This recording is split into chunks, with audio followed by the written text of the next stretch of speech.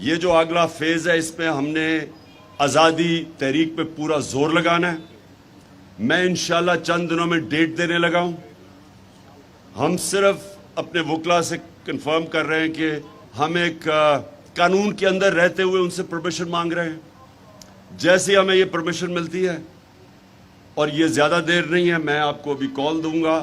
بہت بڑا اس ملک کی تاریخ کا انشاءاللہ سب سے بڑا ہم ایک احتجاجی پروٹیسٹ کریں گے. یہ ہمارا رائٹ ہے. ہم ساروں میں نے تنظیموں کو کہا ہوا کہ اس کی تیاری رکھیں.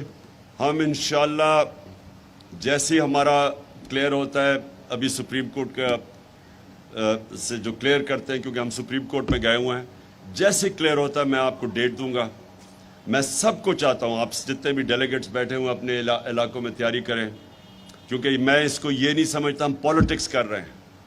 میں اس کو یہ سمجھتا ہوں کہ یہ ہم اپنے ملک کے لیے جہاد لڑ رہے ہیں. آزادی، ایک مسلمان جب اپنی آزادی کے لیے کھڑا ہوتا ہے وہ جہاد ہوتا ہے. اور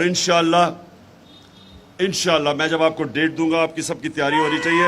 میں جب ابھی ختم کر رہا ہوں، بس قادری صاحب آپ آ کے وہ جو ہندوستان میں ہمارے نبی صلی اللہ علیہ وسلم کی شان میں گستاخی ہوئی اس کے اوپر ایک قرارداد پاس کریں گے. لیکن میں آخر میں صرف یہ کہنا چاہتا ہوں، آپ کی بہت بڑی ذمہ داری ہے. واحد پارٹی ہے جو اس ملک کو اکٹھا رکھ سکتی ہے.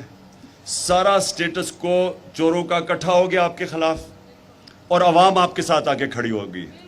اور یہ جو عوام آپ کے ساتھ کھڑی ہوئی ہے، یہ کبھی کبھی ملک کی تاریخ میں اس طرح قوم کھڑی ہو جاتی ہے ایک پارٹی کے پیچھے.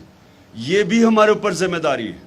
اور انشاءاللہ میرا یہ ایمان ہے کہ آنے والے دنوں میں ہم ہی وہ پارٹی بنیں گے جو اس ملک کو حقیقی آزادی اور حقیقی جمہوریت کی طرف لے کے جائیں گے.